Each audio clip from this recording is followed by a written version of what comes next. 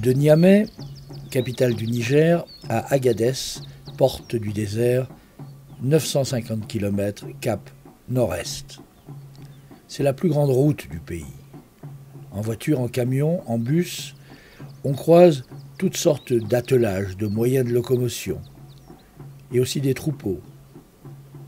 Puis surgissent les Peul Bororo et leur légendaire sens de la fête, des mimiques et de la conquête amoureuse.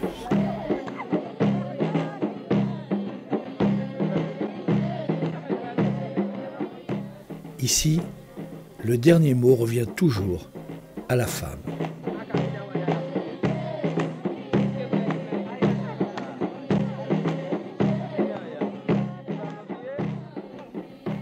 Et voici, enfin, le chef-lieu de l'Aïr et de toute la partie nord du pays, Agadez et sa grande mosquée datant du XVIe siècle.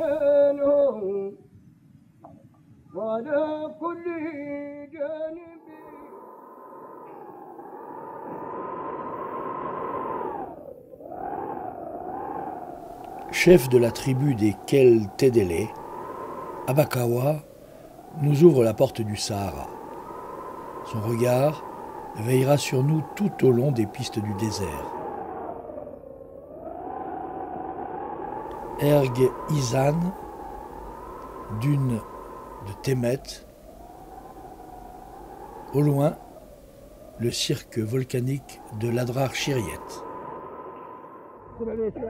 Boubacar, l'un des caravaniers les plus respectés. Halte du soir autour du feu, l'heure des palabres. Demain, au cœur du sable et des braises, cuira la taguela, le pain des Touaregs.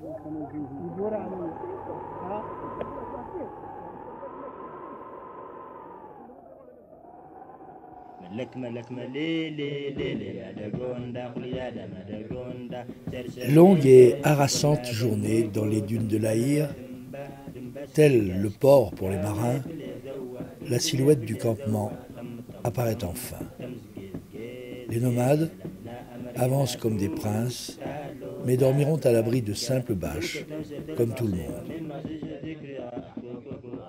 Ici, il ne faut surtout rien laisser au sol.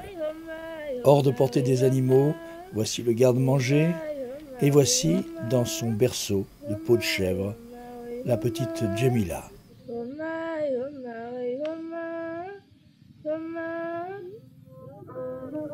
Au Sahara, le thé est sacré. 3 verres, selon le rite, amer, doux et très doux. Responsables de cette société matriarcale, les femmes sont belles et libres. Au campement, elles assument l'enseignement oral des enfants.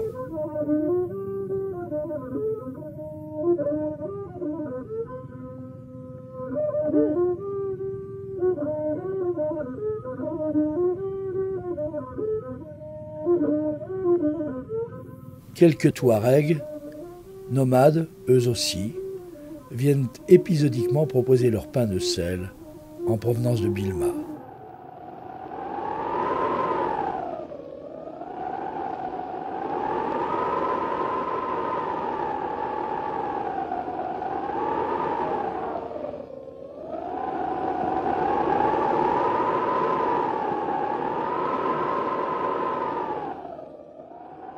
Aman Iman. L'eau, c'est la vie. La caravane progresse à son rythme. Son chef connaît tous les puits et toutes les gueltas, ces anfractuosités de rochers dans lesquelles sommeille presque toujours l'eau si nécessaire aux hommes et à leurs animaux. Les chameaux emportent dans leurs flancs leurs provisions de liquide. Les hommes, eux, doivent la conserver dans une outre de peau de chèvre, la guerba.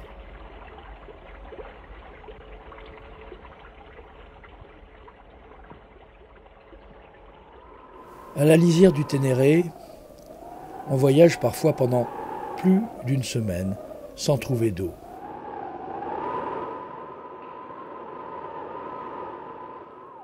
Dans le secret de leur traversée, au revers de rochers souvent inaccessibles, les hommes retrouvent çà et là les témoignages que d'autres hommes ont laissés à même la pierre. Cette peinture guerrière a 3000 ans. Les animaux, gravés à Tanakom, en ont près de 4000 et 6000 pour les girafes de Dabous, hautes de près de 6 mètres.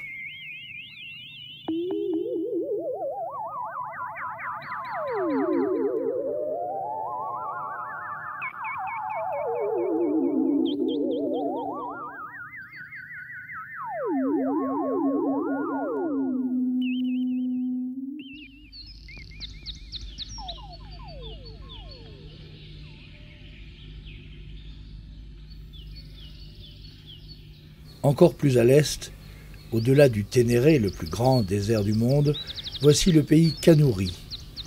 Et voici, proche de l'oasis de Bilma, la saline de Kakala.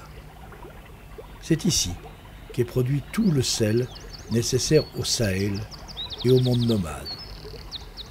Un univers à lui tout seul, fait de travail, de douleur et de fierté.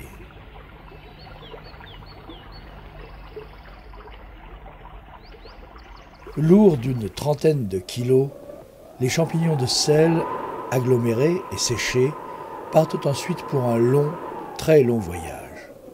Malgré la concurrence des camions, les caravanes chamelières continuent à emporter le sel jusqu'à Agadez, 600 km plus à l'ouest.